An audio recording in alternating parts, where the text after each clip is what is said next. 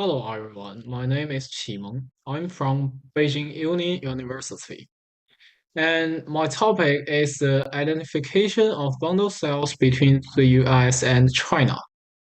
So let's begin.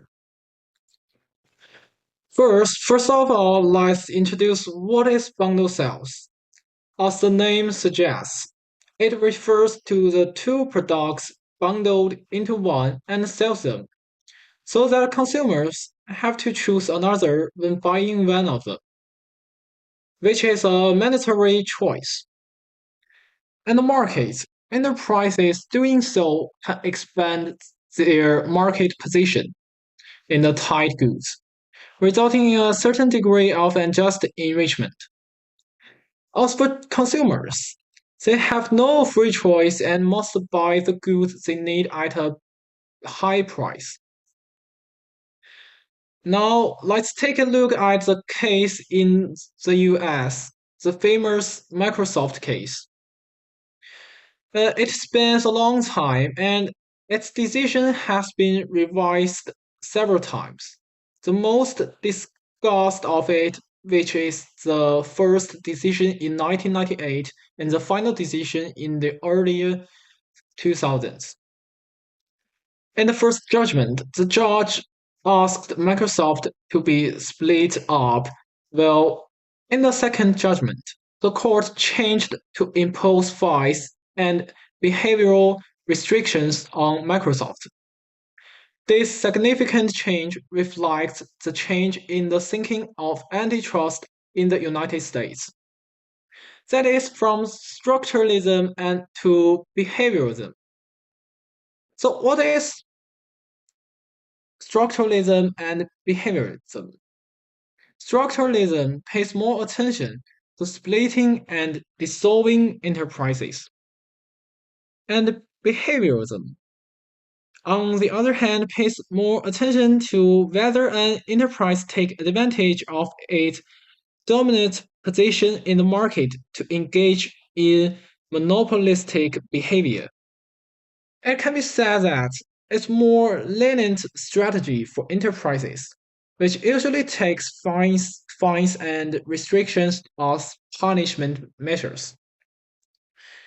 And then I choose the two Chinese cases as examples. One is the Qihu case, and the other is the Huawei case. Both cases are related to bundle sales and also reflect the anti-monopoly ideology with Chinese characteristics. The factors considered in the two cases are different, including dominance, consumer opinions, evidence of profit and infringement, and particularity of patent products. It can be seen that China has been very rigorous in its recognition criteria.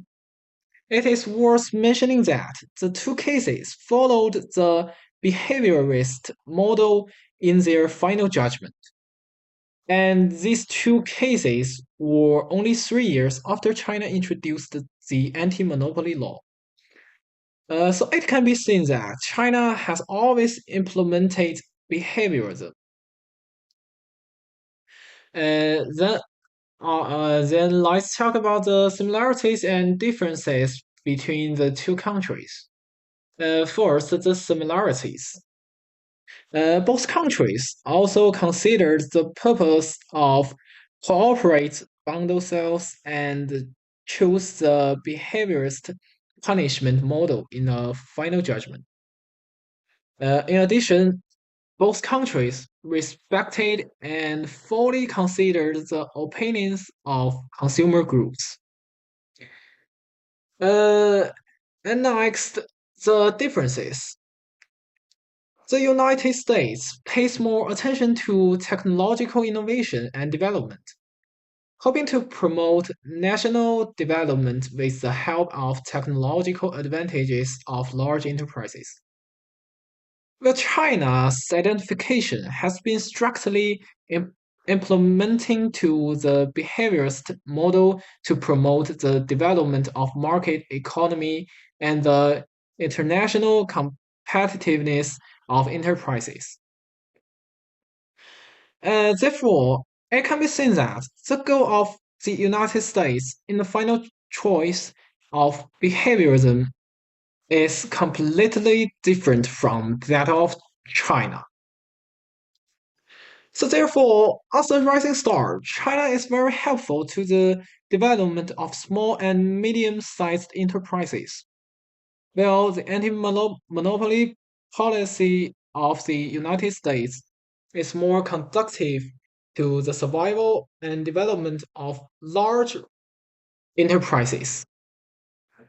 However, both countries have found their own anti-monopoly policies and made outstanding contribution to the world anti-monopoly situation. That's the end of my presentation. Thanks for your listening.